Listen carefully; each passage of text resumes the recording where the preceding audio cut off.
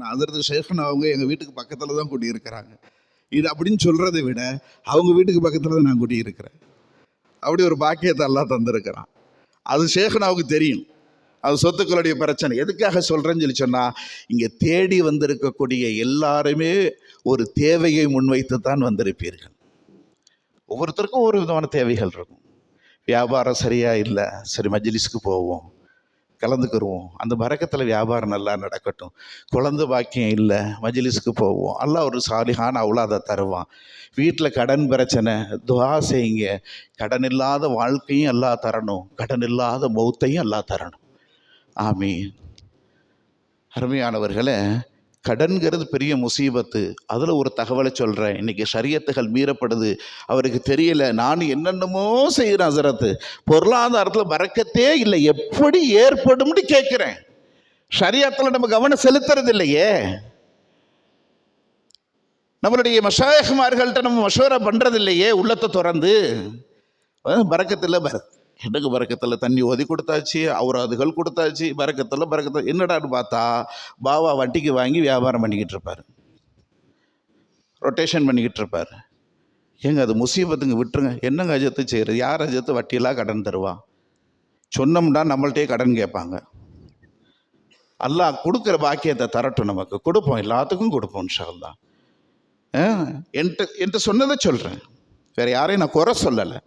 இன்னொரு விஷயத்தையும் நம்ம கவனிக்கணும். ஷரியத்துடைய விஷயத்தில் பெரும்பாலும் வியாபாரிகள் நாம் அக்கௌண்ட் ஓப்பன் பண்ணோன்னு சொன்னால் என்ன அக்கௌண்ட் ஓப்பன் பண்ணி கொடுப்பாங்க? நீங்கள் கரண்ட் அக்கௌண்ட் கேட்டு பாருங்கள், தடைகளை நின்றாலும் கொடுக்க மாட்டாங்க. ஏன் அப்படின்னா, சேவிங்ஸ் அக்கௌண்ட்டில் வட்டி உளுந்துக்கிட்டே இருக்கும். அதை நம்ம கரெக்டாக என்ன செய்யணும், 3 மாதத்துக்கு ஒரு வட்டி போடுவாங்க.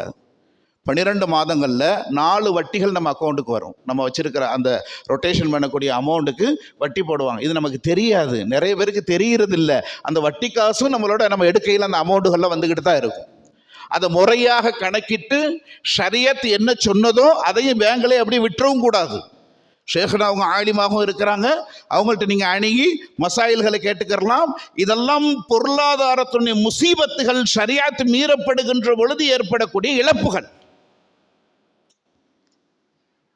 அதை கரெக்டாக கணக்கிட்டு நீங்கள் ஒதுக்கி எடுத்துட்டீங்கன்னு சொல்லிச்சோன்னா அல்லாஹ் பரக்கத் செய்வான். பட்டினி கிடந்து செத்தாலும் சாவனை தவிர்த்து நான் வட்டிக்கு வாங்கி வியாபாரம் பண்ண மாட்டேன்னு உறுதி எடுங்க. அல்லாஹ் தருவான். நமக்கு தர முடியாதா? ரப்புனால நமக்கு நிர்ணயிக்கப்பட்ட ரிஸ்க் அல்லாஹ் தராமல் விட்டுருவானா? நம்மளை பட்டி போட்டு சாவடிச்சிருவானா? ஏன்டா ரிஸ்க்கு கொடுக்கக்கூடிய பொறுப்பு அவன்ல எடுத்திருக்கிறான். வைராக்கியம் வச்சு பாருங்களேன், நிச்சயம் தருவான். அனுபவிச்சு சொல்கிறேன். ஒருத்தர் சொல்கிறாரு, வட்டிக்கு நீங்கள் அசத்து எங்கள் குடும்பத்தில் வட்டிக்கு நாங்கள் வாங்கினோம், அந்த வட்டி கொடுத்தவங்க கேட்காத கேள்வி கேட்டாங்க. என்ன கேட்காத கேள்வி கேட்டாங்க தெரியுமா? சோத்தை திங்கிறியா, வேறு எதையும் திங்கிறியா? அதுலேருந்து நான் போய் எல்லா இடத்துல சஜிதாவில் விழுந்தேன். மௌத்தே வந்தாலும் வட்டிக்கு வாங்க மாட்டேன்னு நான் நியத்து செஞ்சேன். அல்லாஹுடைய கிருபையினால் நான் இன்னைக்கு தன்னிறைவோடு இருக்கிறேன். வட்டிக்கு நான் கடன் வாங்கிறதே இல்லை. ஆனால் அந்த துஆவுனுடைய அந்த வைராக்கியத்தினுடைய பிரதிபலன் என்ன தெரியுமா? வட்டி இல்லாத கடன் கொடுக்கக்கூடிய நல்ல உள்ளங்களை எல்லாம் எனக்கு ஏற்படுத்தி தந்திருக்கிறான். கடன் இல்லாத மௌத்து, கடன் இல்லாத வாழ்க்கை நமக்கு வேணும். அருமையானவர்களே, எதற்காக இந்த செய்திகளை சொல்லி வருகிறேன்னு தெரியுமா? ஷரியத்துகள் மீறப்படுகின்ற பொழுது அந்த பிரச்சனைகள், பல சிக்கல்கள் இன்று ஏற்பட்டிருப்பதற்கு காரணம் ஷரியத் இல்லையேல் சாந்தி வாழ்க்கை இல்லை. ஷரியத் இல்லையேல் சாந்தி வாழ்க்கை இல்லை. பாகப்பிரிவினையிலே ஷரியத்தை பேணவில்லை. அதனால் சண்டை சச்சரவுகளுக்குள்ளே மாட்டி சாந்தி வாழ்க்கை இல்லாத ஒரு நிம்மதி கட்ட வாழ்க்கையை வாழ்ந்து கொண்டிருக்கிறது இந்த சமுதாயம். அல்லாஹ் அந்த நிலைமையை விட்டு பாதுகாப்பானா. ஷேഖுடைய தஅல்லுக், ஷேഖனாவுடைய தொடர்பு எவ்வளோ பெரிய பரக்கத்துகளை ஏற்படுத்துகிறது தெரியுமா? இது போன்ற முசீபத்துகளை விட்டு நம்மளை பாதுகாக்குது. அதனால் சொல்கிறோம், பையத்தை ஆனவங்க ஷேഖனா இடத்துல அடிக்கடி தவஜ்ஜுஹ் தொடர்பில் இருக்கணும். தொடர்பில் இருந்தால் தான் ஷேഖனாவுடைய தவஜ்ஜுஹ் நம்ம மேலே ஏற்படும். ஷேഖனாவுடைய தவஜ்ஜுஹ் ஏற்பட்டுருச்சுண்டா அதை கொண்டு அல்லாஹ் முசீபத்துகளை நீக்குவான். சத்திய வார்த்தை இது, அனுபவித்து சொல்கிறேன். சுபுகில் கூட நாங்கள் ஷேகனாவோட உட்காந்து பேசிக்கிட்டு இருக்கையில் ஒரு செய்தியை சொன்னோம். சுபுகுலையே நேற்று இஷாவிலையேன்னு நினைக்கிறேன். ஒரு செய்தியை சொன்னேன். அந்த ஃபரீது ஆஜார் பேரப்புள்ள வந்திருக்கிறார், மகவுட்டு பேரப்புள்ள. ஃபரீது ஆஜார் பேரணாம்பேட்டு பாவாட்ட தொடர்பில் இருப்பாங்க. அவங்க சின்ன ஒரு மளிகை கடை வியாபாரி, சும்மா ஒரு பொட்டிக்கடை மாதிரி மளிகை கடை வச்சு நடத்திக்கிட்டு இருந்தவங்க. ஆரணி பாவாட்டையும் தொடர்பில் இருந்தாங்க, அதற்கு தேவபந்து உலமாக்கள்கிட்டையும் தொடர்பில் இருந்தாங்க. முதல்ல அவங்க பேரணாம்பேட்டு பக்கம் போய் ஒரு சின்ன பொட்டிக்கடை, பல்லப்பட்டிக்காரவங்க பொட்டிக்கடை வச்சு நடத்திக்கிட்டு இருந்தாங்க. ஷேக் அடிக்கடி சந்திக்க போவையில் ஷேக்னா சொல்லுவாங்க, பேரணாம்பேட்டு பாவா சொல்லுவாங்களாம், ஃபரீது பாய் உங்கள் விஷயமா மளிகை கடையே என் சிந்தனைக்கு வரமாட்டேங்குது, ஜவுளியினுடைய இதான் எனக்கு வருது, ஞாபகத்துக்கு வருது அப்படின்னாங்க. ஷேக்னா என்ன சொன்னாங்க, நீங்கள் அவர் செய்கிற என்ன வியாபாரம்? மளிகை கடை. ஷேக்னா என்ன சொன்னாங்க, ரெண்டுமே ஆப்போசிட்டு. மளிகை கடை வேற, ஜவுளி கடை வேற. எந்த அனுபவமே அவங்களுக்கு ஜவுளியை பற்றி தெரியாது. ஷேக்னா சொன்ன உடனேயே மாமனார் பிடிச்சி வச்சிருந்த ஒரு கடையை சண்டை போட்டு வாங்கி, ஷேக்னா சொல்லிட்டாங்க நான் ஜவுளி கடை திறந்தே தீர்வேண்டு, ஏண்ட சண்டை போட்டு வாங்கி அதுலேருந்து தொடங்கின பரக்கத்து தான் சுபஹானல்லாஹ். அல்லாஹ் கொட்டணும் கோடீஸ்வரராக ஆனாங்க. அந்த கோடீஸ்வரராக ஆகி அந்த நிலைமையை மறந்து விடாமல் தீனுடைய தொடர்புடைய மக்களுக்கு நுஸ்ரத்தாக இருந்தாங்க. எப்படி ஹஸரத் அப்துர் ரஹ்மான் இப்னு அவுஃப் ரலியல்லாஹு அன்ஹு அவங்க மக்காவிலிருந்து மதீனாவுக்கு வருகின்ற பொழுது முஹாஜிர் அகதி, ஒன்றுமே இல்லாதவர்கள். அல்லாஹ் வியாபாரம் ஸல்லல்லாஹு அலைஹி வஸல்லம் துவா வியாபாரம் செஞ்சாங்க, பெரிய கோடீஸ்வரராக ஆனாங்க. அவங்க மௌத்தானதுக்கப்புறம் அவங்களுடைய சொத்துக்களை பங்கு வச்சாங்க. வெட்டி கொடுத்த தங்கம் வெள்ளியை வெட்டி கொடுத்தவங்களுக்கு கையில் கொப்பளம் ஏற்பட்டுருச்சு. நபி ஸல்லல்லாஹு அலைஹி வஸல்லம் குடும்பத்தார்களை அவங்க தான் கவனிச்சுக்கிட்டாங்க. அது அப்துர் ரஹ்மான் இப்னு அவுஃப் ரலியல்லாஹு அன்ஹு அஹ்ல பைத்துகளுக்கு நிறைய செலவு செஞ்சாங்க. அதே மாதிரி ஹாஜியார் அவங்க தஸவுஃப்ல உள்ள மக்களுக்கு நிறைய செலவு செஞ்சாங்க. அது பெரிய பாக்கியம். அல்லாஹ் வாலிகளுக்கு, பள்ளி தொடர்புடைய மக்களுக்கு, தீனுடைய மக்களுக்கு செலவு செய்யக்கூடிய பாக்கியம் இருக்குது. அது நீங்கள் நினச்சிக்கிட்டு இருக்கிறீங்க நாம செய்கிறோம்னு. இல்லை, நாம செய்யலை. வல்லாஹு யஜ்தபி இலைஹி மையஷா, அல்லாஹ் நம்மை அதற்காக தேர்வு செய்கிறான். அதான் உண்மை. கொடுக்கின்ற வாய்ப்புகள் கிடைக்கின்ற பொழுது உங்களுடைய நஃப்ஸுக்கு இப்படி அடிக்கடி சொல்லுங்கள், நீ கொடுக்கவில்லை, அல்லாஹ் உன்னை கொடுக்க வைக்கிறான். நீ கொடுக்கின்றேன் என்று நினைத்தால் உன்னை அல்லாஹ் இந்த பொறுப்பிலிருந்து தூக்கி எறிந்து விடுவான். அல்லாஹ் கொடுக்கிறான். அந்த உணர்வை ஏற்படுத்தக்கூடியவங்க தான் ஷேக்குமார்கள். என்னுடைய ஷேக்கிட்ட திடீர்னு என்னுடைய ஷேக்கு கூப்பிட்டாங்க, இனாம் குளத்தூர் பாவா. அவங்க திடீர்னு கூப்பிட்டாங்க, ஷாவுல மீது அதரத்துக்கு போகலாம். அவங்க திடீர்னு கூப்பிட்டாங்க, தம்பிங்க வாங்க, அது உங்கள் சொந்த வீடு இருக்கா அப்படின்னாங்க. இல்லைங்க பாவா, வீட்டில் ஊரில் வராசத்து பிரச்சனையில் ஒரு வீடு கிடக்குது, சண்டை சச்சரவாக கிடக்கு, இன்னும் பிரிக்கப்படலை. அதுலேருந்து காலியாகி நாங்கள் மதுரைக்கு வந்து வாடகை வீட்டில் தான் இருக்கிறோம். சரி அல்லாஹ் தருவான். முடிஞ்சு ஒரே வார்த்தை, அல்லாஹ் தருவான். அதாவது ஷேகுமார்களுடைய ஹால் 2 இருக்குது. ஒன்று ஜலாலியத்துடைய ஹால், கோபமான நேரம், பக்கத்தில் நிற்கக்கூடாது, அவங்கள்ட்ட மேலும் பேச்சு கொடுக்கக்கூடாது, டக்குன்னு ஒதுங்கிடணும், நம்ம மேலே அவங்க பார்வைப்படாத அளவுக்கு மறைஞ்சிடணும். அந்த ஹாலில் பார்த்தாங்கன்னா பொசுங்கிடுவோம், என்ன இழப்பு நமக்கு ஏற்படும் தெரியாது.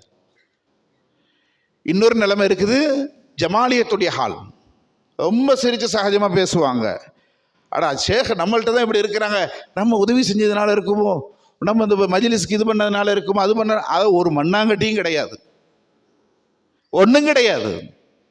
அவங்களுடைய ஹால் ஜமாலியத்துடைய ஹால். நீங்கள் உடனே நினச்சிடக்கூடாது நம்மளோட சகஜமாக இருக்கிறாங்களேன்னு. அவங்களுடைய இஸ்ஸத் மரியாதையை மனதில் இருந்து அகற்றிவிட்டு அல்லது அதற்கு இடர்பாடான செயல்பாடுகளில் ஈடுபட்டக்கூடாது. ரொம்ப சகஜமாக இருக்கையில் இப்போ என்ன செய்யணும், அவங்களோட துவாவை வாங்கிக்கிறணும். அந்த ஹால் ஜமாலியத்துடைய ஹால், என்ன கேட்டாலும் கிடைச்சிடும். ஆனால் பார்த்து கவனமாக கேட்கணும். ஒரு ஷேக் இருந்தாங்க, அவங்களுடைய வீட்டுக்கு ஏற்ற மாதிரி ஒரு ரொட்டி கடைக்காரவங்க இருந்தாங்க. அந்த ஷேக்குடைய விருந்தாளிகள் வந்தால் அந்த ரொட்டி கடைக்காரர் என்ன செய்வாங்க, சாப்பாடு கொடுத்து கண்ணியப்படுத்துவாங்க. ஒரு நாள் ரொம்ப சந்தோஷப்பட்டு ஷேக்கு கூப்பிட்டாங்க, என்னுடைய விருந்தாளிகளையெல்லாம் நீங்கள் கண்ணியப்படுத்தணும், உங்களுக்கு என்ன வேணும் கேளுங்க அப்படின்னாங்க. நல்லா கவனிச்சுக்கிறேங்க, ஜலாலியத்துடைய ஹாலத்தில் பக்கத்தில் போகவும் கூடாது. ஜமாலியத்துடைய ஹாலத்தில் உங்களுக்கு என்ன தேவை தாராளமாக கேளுங்க, கிடைக்கும். நீங்கள் என்ன நீயத்துக்காக வேண்டி இந்த சபைக்கு வந்தீர்களோ அத்தனையுமே கிடைக்கும், அல்லாஹ் தருவான். ஏனென்று சொன்னால் இது அல்லாஹ்வை முன்னிறுத்தக்கூடிய சபை. வியாபாரத்தில் பறக்கத்தான் தருவான், குழந்தை குட்டி வேணுமா தருவான், நோய் நொடி நும்பலங்கள் நீங்கணுமா? தருவான். பேய் பிசாசு ஜின் ஷைத்தான் ஓடணுமா? ஓடும். ஆனால் நம்மளுடைய நியத்து எப்படி இருக்கணும்டா, இந்த சின்ன சின்ன தேவைகளை விட அல்லாஹ்வுடைய பொருத்தம் வேணும்னு நீங்கள் வச்சுட்டீங்கன்னா எல்லாமே கிடைச்சிடும் உங்களுக்கு. நீங்கள் ஒரு பிரச்சனைக்காக வந்திருப்பீங்க, உங்களுக்கு தெரியாமல் 9 பிரச்சனைகள் காத்திருக்கலாம். நீங்கள் அல்லாஹ்வுடைய பொருத்தம் என்ற நியத்து வைத்துக் கொண்டால் 9ஓடு சேர்த்து நீங்கள் தேடி வந்த அந்த ஒரு பிரச்சனையும் சேர்த்து 10 பிரச்சனைகளும் சரியா போயிடும். 10 பிரச்சனையும் சரியா போயிடும். அப்போ அந்த ஷேக் கூப்பிட்டு கேட்டாங்க. கேட்குறதும் ரொம்ப கவனமாக கேட்கணும், அவங்கள்ட்ட ரொம்ப பணிவாக கேட்கணும், மரியாதையாக கேட்கணும். அவங்களுடைய உள்ளம் தவஜ்ஜு, எந்த விதமான சிறு நெருடலும் வராத அளவுக்கு நம்ம என்ன செய்யணும், நம்மளுடைய பணிவை வெளிப்படுத்தணும் அந்த அளவுக்கு. ஷேகட் கேட்டார், ஹசரத் நான் உங்களை மாதிரி ஆகணும் அப்படின்னார். சொன்னாங்க, வேணாப்பா வேற எதையாவது கேளு. இல்லை ஹசரத் நான் உங்களை மாதிரியே ஆகணும். இல்லைப்பா நான் சொல்கிறது கேளுப்பா. ஷேக் இடத்துல ஒரு தேவையை வைக்கின்ற பொழுது மறுத்துட்டாங்கன்னா நம்ம அழுத்தக்கூடாது. சாலபா அவங்களுடைய சம்பவம் நம்ம கேள்விப்பட்டது இல்லையா? ஸல்லல்லாஹு அலைஹி வஸல்லம் போய் கேட்பாங்க, நான் பணக்காரர் ஆகணுந்து வாசைங்க. ஸல்லல்லாஹு அலைஹி வஸல்லம் முகத்தை திருப்பிக்கிடுவாங்க. திரும்ப என்ன செய்வாங்க, வந்து கேட்பாங்க. 3 தடவை 4 தடவை கேட்டோம். சரி ஆமீன் அப்படி ஆகட்டும். கடைசியில் அவருடைய பொருளாதாரம் அவருக்கு சோதனையாகவே ஆயிடுச்சு. முனாஃபிக்காக மௌத்தானார்னு வருது, குர்ஆனில் ஆயத்து இருக்குது. ஒரு சஹாபியாக தன் வாழ்க்கையை தொடங்கியவர்கள் கேட்கக்கூடாததை வலியுறுத்தி கேட்டதின் காரணமாக முனாஃபிக்காக அவர் மௌத்தானார் என்று வரலாறுல வருகிறது. அழுத்தக்கூடாது ஷேக்மார்கள் இடத்துல. அவங்க உள்ளத்துக்கு தெரியும், ஒரு தாய்க்கு தெரியும் பிள்ளைக்கு எப்போ பிரியாணி கொடுக்கணும்னு. தவழ்கிற வயசில் பிரியாணி எடுத்துச்சுன்னா 4 சாத்தி தட்டி விடும் அந்த அம்மா. பிள்ளைக்கு பிரியாணி கொடுக்கக்கூடாதுங்கிறதுக்காகவா? இப்போ கொடுத்தா என்ன ஆயிரும், அஜீரணமாயிரும். ஒரு வயசு வரும், ஒரு காலம் வரும், அந்த பிள்ளை பிரியாணி சாப்பிடாது. அம்மா இப்போ 2 அடியை போட்டு ஊட்டி விடுவாங்க. ஏன்னா இப்போ இந்த பிள்ளைக்கு பிரியாணி தேவை. அதே மாதிரி நம்ம தேவை என்னங்கிறது, நம்ம நாம் யாருடைய கையை பிடித்து சரணாகதி அடைந்தோமோ அந்த ஷேக்குக்கு தெரியாதா? நமக்கு எது எப்போ கிடைக்கணும்னு தெரியாதா? நம்ம வழிநடத்தி செல்லக்கூடியவர்கள் அல்லவா? எதை நோக்கி அழைத்து செல்லக்கூடியவர்கள்? அல்லாஹ்வை நோக்கி அழைத்து செல்லக்கூடியவர்கள் அல்லவா? அகிலத்தின் அதிபதியோடு கொண்டு போய் எங்களை சேர்த்து விடுங்கள் என்றல்லவா அவர்களுடைய கையை பிடித்து இருக்கிறோம். அருமையானவர்களே, இப்போ அந்த ஷேக் சொன்னாங்க, வேற எதையாவது கேளுப்பா. இல்லை ஹசரத் உங்களை மாதிரியே ஆகணும். சரி ஓ நசீப் அவ்வளவுதான், இங்கே வா அப்படின்னு கட்டி பிடிச்சி முசாபா செஞ்சு மானக்கா செஞ்சாங்க. அதோட குளிர் எடுத்தவர் போய் படுத்தவர் தான் 3 நாளில் மௌத்தாயிட்டார். அப்போ அந்த முரீதுகள் கேட்டாங்க, என்ன ஹசரத் இப்படி ஆயிடுச்சு? உங்களுக்கு உதவி செஞ்சவர், உங்களோட துவா வாங்கிட்டு போனவர் 1000 வாட்ஸை கொண்டு போய் 100 வாட்ஸுக்குள்ளே செலுத்தினா பல்பு தாங்குமா? என்ன ஆகும் பல்பு? அதான் நடந்திருக்குன்ட்டாங்க. ரொம்ப கவனமாக இருக்கணும். ஷேக் இடத்துல ரொம்ப பயபக்தியோடு நெருங்கணும். நமக்கு பழக்கமானவங்க தானே, நம்ம ஏற்கனவே அந்த ஷேக் இடத்துல நம்ம எல்லாம் ஒரே பீர்பாயாக இருந்தவங்க தானே அப்படிங்கிற எண்ணங்கள் எல்லாம் ஷைத்தானுடைய வஸ்வசாக்கள். நம்முடைய முந்தைய ஷேக் என்ன பார்வையில் பார்த்தோமோ அவருடைய கலீஃபாக்களை அதே பார்வையில் பார்க்க வேண்டும், அதே மரியாதை கொடுக்க வேண்டும், அதே இஸ்ஸத்து செய்ய வேண்டும். அப்பொழுதுதான் அந்த ஃபைஸ் பரக்காத்துகள் பலன்கள் தவஜ்ஜுஹ் நமக்கு முழுமையாக கிடைக்கும். அருமையானவர்களே, சரி இப்போ விஷயத்துக்கு வருவோம். ஷரியத்துகள் மீறப்படுகின்ற பொழுது அப்போ என்னுடைய ஷேக்கு கூப்பிட்டு கேட்டாங்க, வீடு இருக்கு அல்லாஹ் தருவான்ப்பா சொல்லிட்டாங்க. சொன்ன கொஞ்ச நாள், ஒரு 2 மாதம் 3 மாதம் அங்கே பாக பிரிவினைகள் பிரிக்கப்பட்டது. எங்கள் தாயாருடைய பேரில் ஒரு 6 சென்ட் கிடைக்கிது. ஒரு பசுமை வீடு ஒன்று அலாட் ஆகுது கவர்மெண்ட் மூலமாக. கட்டி அல்ஹம்துலில்லாஹ் சொந்த வீடு கிடச்சிருச்சு. ஷேக்குடைய துவா. அருமையானவர்களே, நம்ம அவங்களுடைய தொடர்பில் இருக்கணும், அவங்களுடைய துவாவை நம்ம ஆதரவு வைக்கணும். ஷரியத்துகள் மீறப்படுகின்ற பொழுது, ஷரியாத்து இல்லையேல் சாந்தி வாழ்க்கை இல்லை. நம்மளுடைய வழிமார்களுக்கெல்லாம்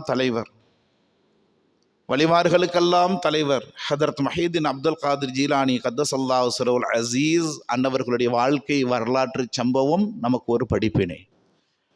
தரப்பட்ட தலைப்பின் கீழ் உங்களுக்கு 2 செய்திகளை தருகிறேன்.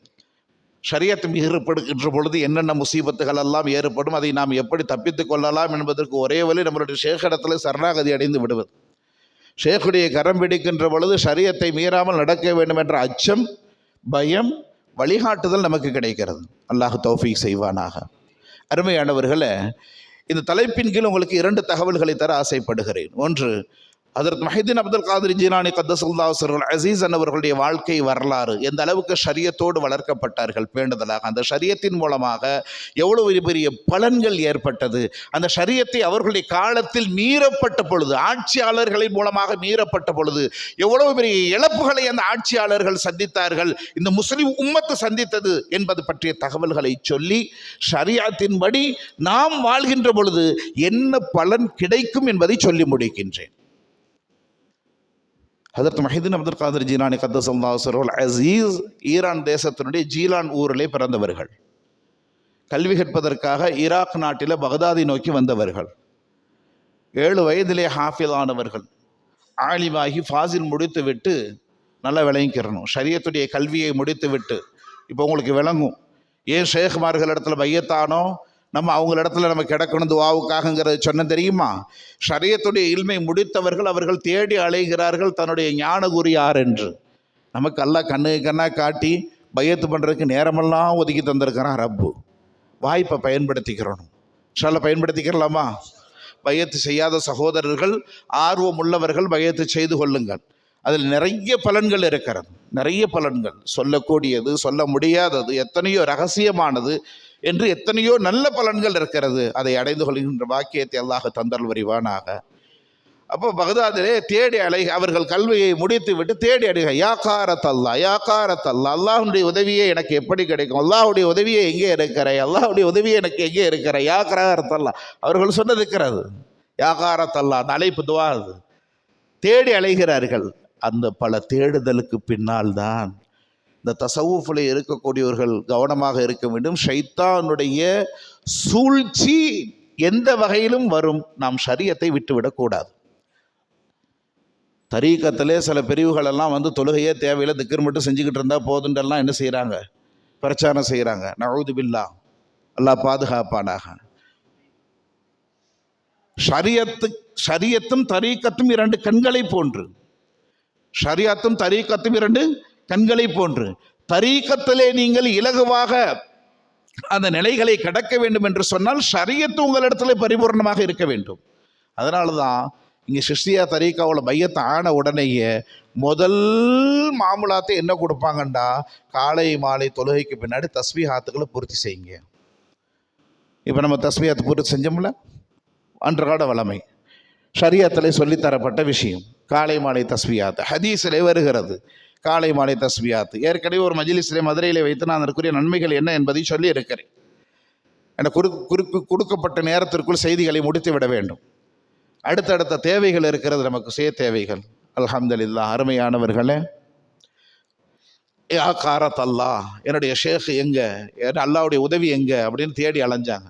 அதுக்கப்புறம் தான் ஹம்மாது சாஹிப் ரஹ்மத்துல்லாஹி அலைஹி அவங்களுக்கு என்ன செஞ்சாங்க, ஷேக்காக கிடைச்சாங்க. அவங்கள்ட்ட பையத்தானாங்க, பக்குவம் அடைந்தார்கள். பக்குவம் அடைந்து தன்னுடைய அந்த ஆசிரியர் பொறுப்பை திறந்து விட்டு காடுகளுக்குள்ளே திக்ர் செய்ய நுழைகிறார்கள். கடுமையான தவம் செய்கிறார்கள். முதல் வருஷம் முழுவதும் உணவை குறைத்து உண்கிறார்கள்.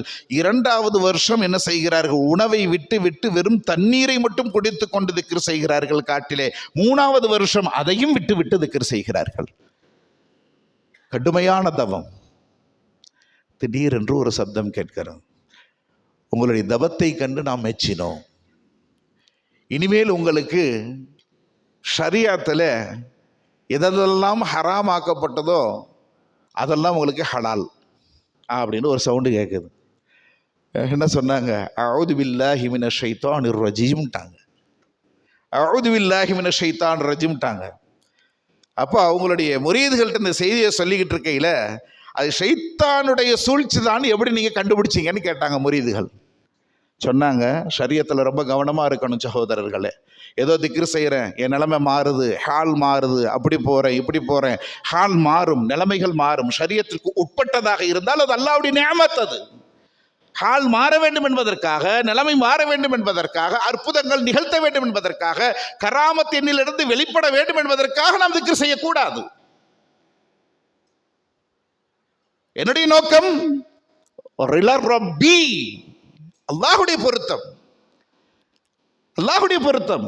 ஏதாவது ஒன்றை கொண்டு என் ரப்பு என்னை பொருத்தி கொள்ள மாட்டானா? ஹதீஸிலே வருகிறது, காலமெல்லாம் விபச்சாரம் செய்த ஒரு பெண் தாகமெடுத்த நாயினுடைய தாகத்தை தீர்த்ததற்காக வேண்டி அல்லாஹ் இறக்கப்பட்டானே, அனுதினமும் உன்னை திக்ர் செய்து கொண்டிருக்கவேன் ரப்பே, என் மீதும் கொஞ்சம் இறக்கும்படி என்றால் இறக்கப்படாமல் விட்டு விடுவானா? நம்மை விட்டு விடுவானா? விபச்சாரியினுடைய பாவத்தை மன்னித்து சொர்க்கம் கொடுத்த ரப்பு காலமெல்லாம் கைபிடித்து கரம் பிடித்து பகையத்து செய்து தஸ்பீகை பிடித்த கைகளை விட்டு விடுவானா? நம்பிக்கை வைக்க வேண்டும். அருமையானவர்களை நம்பிக்கை வைக்க வேண்டும். இப்போ எங்கே இருக்கிறோம் சொல்லுங்க, என்ன செய்ய சொல்லிக்கிட்டு வந்தேன் ஜி? முரீதுகள் கேட்குறாங்க, உங்களுக்கு அது எப்படி ஷைத்தானுடைய சூழ்ச்சின்னு கண்டுபிடிச்சிங்க? சொன்னாங்க, இந்த உலகத்தில் என் பெருமானார் நின்று வணங்கியதை போன்று யாரும் வணங்கியது கிடையாது. இந்த உலகத்தில் என் பெருமானார் செய்த திக்ரை போன்று யாரும் திக்ரு செய்தது கிடையாது. என் பெருமானாருக்கெல்லாம் ஹராமை ஹலாலாக்கி கொடுக்கவில்லையே, எனக்கா கொடுத்து விடுவான்? அந்த ஷரியத்துடைய ஞானம் ஷைத்தானுடைய சூழ்ச்சியிலிருந்து அவர்களை பாதுகாக்கிறது. ஷரியத்துடைய ஞானம் நம் உள்ளத்தில் இருக்க வேண்டும். ஒரு ஜின்னை பார்த்தேன், அது எனக்கு உதவி செய்கிற, நாங்கள் உங்களுக்கு உதவி செய்கிறேன்டுச்சு அப்படின்னு சொல்லிச்சோன்னா உடனே சரி சரி உதவி செய்யணும் போயிடுறதா? இய்யாக நஅ்புது வ இய்யாக நஸ்தஈன், அதுக்கு என்ன அர்த்தம்? அட உனக்கு எனக்கு உதவி செய்கிற அல்லாஹ் தான் போங்கணும். சரி சரி வாப்பா, நான் செஞ்ச திக்ரில் ஜின்னெல்லாம் வசப்பட்டுருச்சு, நமக்கு உதவி செய்ய வந்துருச்சுன்னு சொல்லி சொன்னா முடிஞ்சு போச்சு. அது ஜின்னு இலாஹ் ஆயிரும். நஊது பில்லாஹி மின்ஹா, அல்லாஹ் பாதுகாப்பானாக. அருமையானவர்களே, அப்போ அப்படியெல்லாம் தவம் இருந்து பக்குவப்பட்டவர்கள் பக்குவ ஞானியாக ஆகி, அன்றைய ஆட்சி காலம் அப்பாசிய ஹலீஃபாக்களுடைய ஆட்சி காலம், அரசர்கள் அரசு சார்ந்த மற்ற மார்க்க சம்பந்தப்பட்ட விஷயங்களை சொல்லக்கூடிய பொறுப்புதாரிகள் எல்லாம் அரசர்களை திருப்திப்படுத்துவதற்காக ஓடிக்கொண்டிருந்த காலம், செல்வ செழிப்பு மிக்க காலம். அந்த காலத்திலே ஹசரத் அவர்கள், ஹசரத் மஹிதீன் அப்துல் காதிர் ஜீலானி கத்தஸல்லாஹு ஸர்ருல் அஸீஸ் அன்னவர்கள் உதித்து பெரிய சேவை செய்து கொண்டிருக்கிறார்கள். என்றைக்கும் அரசர் தேடி சென்றது கிடையாது. ஒரு முறை ஷரியத்தை நிலைநாட்ட வேண்டும், ஷரியத்தின்படி உங்கள் ஆட்சியை அமைத்துக் கொள்ளுங்கள் என்று உணர்த்துவதற்காக வேண்டி வீதியிலே சென்று கொண்டிருந்த பொழுது முஹ்தஸிம் பில்லாஹ் என்ற ஆட்சியாளர் அனுமதி கேட்கிறார். ஹசரத், எல்லா ஹசரத்துகளும் அரசரை பார்க்க போய் நின்றாங்க, இங்கே நம்ம ஷேഖனா குத்துபு அவுலியா அவங்கள பார்க்கறதுக்காக வேண்டி அவர் அப்பாயின்மெண்ட் கேட்குறாரு. சரி வாங்கன்ட்டாங்க. அவங்களுடைய கான்காவுக்கு போகிறாங்க, அன்பளிப்புகளை கொண்டு போய் பொற்காசுகளை கொண்டு போய் கொடுக்குறாங்க. அவங்க கேட்ட முதல் கேள்வி என்ன தெரியுமா? மக்களுடைய உதிரத்தையா எனக்கு அன்பளிப்பாக தருகிறீர்கள்னு கேட்டாங்க. அதிர்ந்து போனார். அது எப்படி என்னைய பார்த்து நீங்கள் அப்படி கேட்கலாம்? நீங்கள் உண்மையான அவுலியாவா இல்லையா நான் சோதிக்க போகிறேன். மாதுளம்பழத்தை கொண்டு வாங்க, 2 பழத்தை உங்கள் கையால் எடுக்கணும். கிதாபுகளில் எழுதுகிறாங்க, 2 பழத்தை உங்கள் கையால் எடுக்கணும். ஒன்று நீங்கள் உடைச்சி காட்டணும், இன்னொன்று நான் உடைச்சி காட்டுவேன். ஆனால் நல்ல செழிப்பான பழம். அதிர்த்து அவங்க உடைச்சி காட்டினாங்க.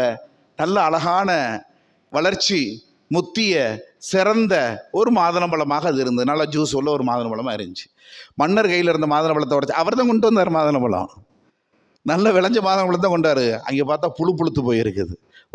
உங்கள் ஆட்சியே இப்படி தான் இருக்குதுன்ட்டாங்க. அவர் ஆச்சரியப்பட்டு போய் மனம் திருந்தி போய் இனிமேல் நான் முறையாக ஆட்சி செய்வேன் என்று வாக்குறுதி கொடுத்து ஆட்சி செய்தார்கள். ஆனால் ஹதரத் அவங்க எவ்வளவு பெரிய சேவை செஞ்சாங்கன்னு சொன்னால், ஒரே சமயத்தில் 5000 பேர் இஸ்லாத்தை தழுவினாங்க அவங்களுடைய கரத்தை பிடிச்சி. ஒரே சமயத்தில் 1,00,000 பேர் தௌபா செஞ்சாங்க அவங்களுடைய கரத்தை பிடிச்சி. அந்த 1,00,000 பேர் தௌபா செஞ்சார்கள் அல்லவா, ஷரியத்தின்படி வாழ்ந்ததின் காரணமாக பெரிய மாற்றத்தை அல்லாஹ் ஏற்படுத்தினா. பெரிய இந்த உம்மத்துக்கு ஒரு பெரிய பரக்கத்தை கொடுத்தான். அருமையானவர்களே, ஷரியத்துடைய விஷயத்தை நாம் பின்பற்றி நடக்க வேண்டும். அது என்ன நடந்தது என்று சொன்னால், ஷரியத்துக்கு மார்ப சிலுவை போர் நடந்துக்கிட்டு இருந்த காலம். ஷரியத்தில் தூதுக்குழுவாக வரக்கூடியவர்களை கொலை செய்யக்கூடாது. எதிரி நாட்டிலேருந்து தூதுவராக வர்றாங்க இல்லையா, அவங்கள என்ன செய்யக்கூடாது, எதுவும் செய்யக்கூடாது. ஆனால் நம்மளுடைய முஸ்லிம் சமுதாயம் அன்று ஷரியத்தை மீறியதனால் எவ்வளவு பெரிய முசீபத்து ஏற்பட்டது தெரியுமா? தாத்தாரியாக்கள் என்று சொல்லக்கூடிய மங்கோலியர்கள் தரப்பிலிருந்து வந்த தூதுவர்களை அப்பாசிய ஹலீஃபாக்கள் மன்னர்கள் என்ன செஞ்சுட்டாங்க, கொண்டுட்டாங்க. தார்த்தாரியர்கள் படை யார்? ஹசரத் அவங்களுடைய வஃபாத்துக்கு பின்னாடி அவங்க சக்கராத் ஹாலில் இருக்கையில் ஒரு செய்தியை சொல்கிறேன். நம்ம கல்வியெல்லாம் அப்படி ஆக்கி வைக்கணும். தான் மகன் அப்துல் ஜப்பார் அவங்களை அழைச்சி சொன்னாங்க. அவங்களுக்கு 4 மனைவிகள், 49 குழந்தைகள். அல்லாஹ் பரக்கத் செஞ்சான் அவங்களுக்கு. 4 மனைவிகள், 49 குழந்தைகள். தன் அப்துல் ஜப்பார் என்ற மூத்த மகனை அழைத்து சொன்னார்கள், மகனே, சக்கராத் ஹாலிலே உடம்பெல்லாம் வலிக்கிறது, என் உள்ளம் வலிக்கவில்லை என்று சொன்னார். ஏன் வாப்பா உள்ளம் வலிக்கலை? என் உள்ளம் அல்லாஹுவோடு ஒன்றிணைத்திருக்கிறது. அதுதாங்க கல்வி திக்கர். கல்வி திக்கரில் பழகிட்டீங்கன்னு சொன்னால் கல்பு அல்லாஹ்வோடு என்ன செஞ்சிடும்? ஐக்கியமாயிரும். அந்த எந்த கஷ்டத்தையும் கஷ்டமாகவே உணராது கல்பு. சொன்னாங்க அப்படி. அவளுடைய இம்திஹானுக்கு பின்னாடி இப்படி ஒரு முசீபத்து, தார்த்தாரியர்களுடைய படையெடுப்பு, ஆன்மீக கான்காக்கள், ஆன்மீகவாதிகள், ஷேகுமார்கள் இருக்கின்றது வரையும் சிலுவை போர்களுடைய நேரத்தில் கூட அந்த பகதாதிற்குள்ளே வருவதற்கு பயந்தார்கள். எப்பொழுது இவர்கள் இம்திஹான் ஆனார்களோ, எப்பொழுது ஷரியத் மீறப்பட்டதோ, ஷரியத்துடைய வாழ்க்கையை மறந்தார்களோ, ஷரியத்திற்கு புறம்பாக நடந்தார்களோ, பெரிய ஆபத்தை இந்த முஸ்லிம் உம்மத்தை எதிர்கொண்டது தார்த்தாரியர்களுடைய படையெடுப்பிலே. இன்று நாம் பலஸ்தீனுடைய அந்த மக்களுடைய மௌத்து ஜனாசாவை பார்த்து பதறுகிறோம். சில 1000 ஜனாசாக்களை பார்த்து அன்று கிதாபுகளில் எழுதுகிறார்கள், ஒரே நேரத்தில் 20 லட்சம் ஜனாசாக்கள் இருந்ததாம். எவ்வளவு பெரிய முசீபத்து! ஷரியத் மீறப்படுகின்ற பொழுது முழு உம்மத்தையும் அந்த முசீபத்தை ஆட்கொண்டு விடும். அல்லாஹ் பாதுகாப்பானாக. ஹஜ்ரத் முஹைதீன் அப்துல் காதர் ஜீலானி கத்தஸல்லாஹு சிர்ருல் அஸீஸ் அவர்கள் உருவாக்கிய மாணாக்கரில் ஒருவர்தான் பைத்துல் முகத்தஸை வெற்றி கொண்டவர்கள் சுல்தான் அய்யூப் ரஹ்மத்துல்லாஹி அலைஹி. அவர்கள் உருவாக்கி தந்தவர்கள். ஷரியத்தை பேணி நடந்ததின் அடிப்படையிலே பெரிய வெற்றி அல்லாஹ் கொடுத்தான். பலஸ்தீனத்துடைய பைத்துல் முகத்தஸினுடைய வெற்றி முஸ்லிம்களுடைய கைக்கு வந்தது.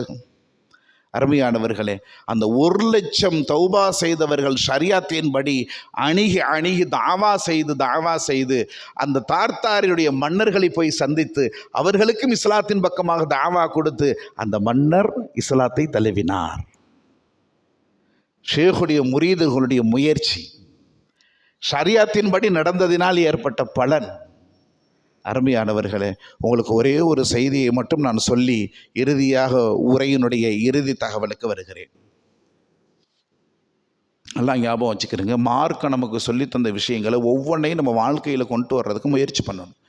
இன்றைக்கி நம்ம சமுதாயத்தினுடைய எல்லாமே எப்படி ஆகிப்போச்சு, எப்படி இருந்தால் நல்ல பலன் கிடைக்கும் அப்படிங்கிற மட்டும் நான் சொல்லி முடிச்சிடுறேன். காஷ்மீருக்கு ஜியாரத்துக்கு போயிருந்தோம். ஜியாரத்துக்கு போவையில் பாண்டியன் எக்ஸ்பிரஸ் மதுரையிலேருந்து கிளம்பி சென்ட்ரலில் இறங்கி சென்ட்ரலுக்கு போய் அங்கேருந்து சதாப்தி எக்ஸ்பிரஸ் இங்கே விஜயவாடா போகிறது. அதில் நெல்லூரில் போய் இறங்கிட்டோம். நெல்லூரில் போய் இறங்கணும், ஏறியாச்சு, உட்காந்தாச்சு சீட்டில். அப்போ ஒருத்தர் எங்கள் முகத்தை பார்க்குறாரு. பார்த்துட்டு மூஞ்சி அவர் திருப்பிக்கிட்டார் ஜன்னல் ஓரமாக. நான் விளங்கிக்கிட்டேன், முஸ்லீம் வெறுப்புடைய சிந்தனையில் இருக்கிறார், அதனால் இந்த அடையாளங்களை பார்த்து முகம் சொல்லிக்கிறாருங்கிற விளங்கிக்கிட்டேன். என்னோடய ஷேக் அடிக்கடி சொல்லுவாங்க, அண்டை வீட்டார் பசித்திருக்க தான் மட்டும் உண்பவன் உண்மை முஃமின் அல்லன்னு ஹதீஸில் வருது. ஷரியத்து தான் எல்லாமே நமக்கு வழிகாட்டி. அதனால் நீ பிரயாணம் போகின்ற பொழுது நீ என்னத்தை கொடுத்தாலும் வாங்கி சாப்பிட மாட்டாங்க. ஏன்னா அரசாங்கமே அப்படி தான் விளம்பரம் பண்ணுது. ஏதாவது கொடுத்தாங்கன்னா நீங்கள் வாங்கி சாப்பிடாதீங்க, என்ன செஞ்சுருப்பாங்க, மயக்க மருந்து கலந்துருப்பாங்கன்னு சொல்லி பிரயாணிகளுக்கு அரசாங்கமே அப்படி தான் விளம்பரம் பண்ணுது. நீ கொடுத்தாலும் வாங்கி சாப்பிட மாட்டாங்க. இருந்தாலும் ஒரு வார்த்தை கேளு, நீ சாப்பிடையில அவங்கள பார்க்க வச்சுக்கிட்டு சாப்பிடாத, வாங்க எங்கள் கூட சாப்பிட்லாம்னு ஒரு வார்த்தை சொல்லு, சுன்னத்தை ஹயாத்தாக்குன நன்மை கிடைக்கும்னு சொல்லுவாங்க. சுன்னத்தை ஹயாத்தாக்குன நன்மை கிடைக்கும்.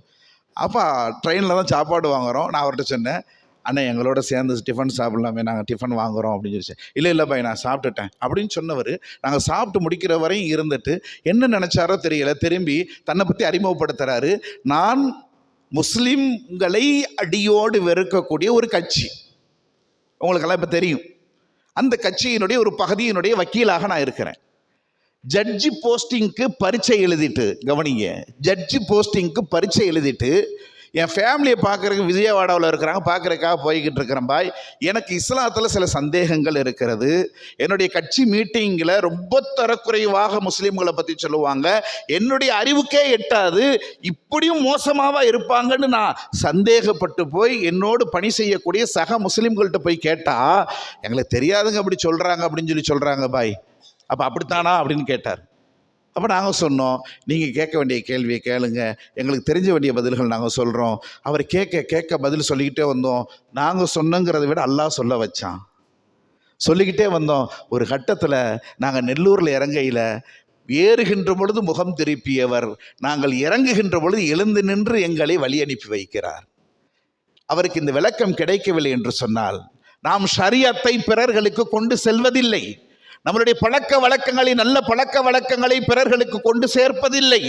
அதனால் ஏற்பட்ட பின்விளைவு அவருக்கு இந்த விளக்கம் கிடைக்கவில்லை என்று சொன்னால் இந்த நிலைமையில் அவர் ஜட்ஜி போஸ்டிங் எழுதி போஸ்டிங் கிடைச்சி ஜட்ஜா போய் உட்கார்ந்தார்னா முஸ்லீம்களுடைய வழக்கை எந்த அளவுக்கு அவர் எதிர்கொள்வார்? யோசிச்சு பாருங்க. முஸ்லீம்களுக்கு சாதகமாக தீர்ப்பு வருமா, பாதகமாக தீர்ப்பு வருமா? அதுதான் இன்னைக்கு நடந்துகிட்டு இருக்குது. நாம டியூட்டியை ஒழுங்காக செய்யலைங்க, அதனால ஏற்படக்கூடிய பின்விளைவுங்க.